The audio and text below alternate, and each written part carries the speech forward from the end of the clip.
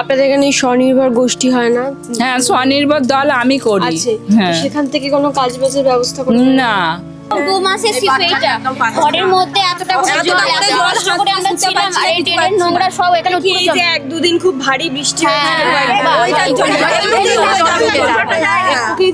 রাস্তাতে অনেক জল হয়েছে বর্ষাকালে। বর্ষায় কি জল পড়ে? বর্ষায় দেখুন বারান্দাগুলো কি অবস্থা, জলেতে কি কষ্ট করে আমরা থাকি, বুঝতে পেরেছেন তো?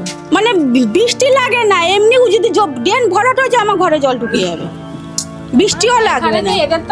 আমাদের তো ঘরটা একদম নিচু, না না একদমই নিচু জায়গা, আরো কিছু বলার নেই। লোককে বললে তোমার নিচু জায়গা তুমি উঁচু করে নাও।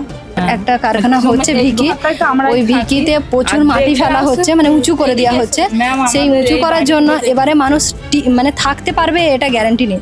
তারপরে সরস্বতী প্রাইমারি স্কুল তো সরকারি স্কুল, শুনুন, তারপর সরস্বতী পুজোতে সেখানে চাঁদা দিতে হয়, ওটা দিতেই হয়। সেটা আমি মানলাম, কিন্তু দিতেই হয়। বই খাতার জন্য কেন? কিন্তু পাখার জন্য পয়সা কাটে, পাখার জন্য পয়সা নেই, পরীক্ষার জন্য পয়সা।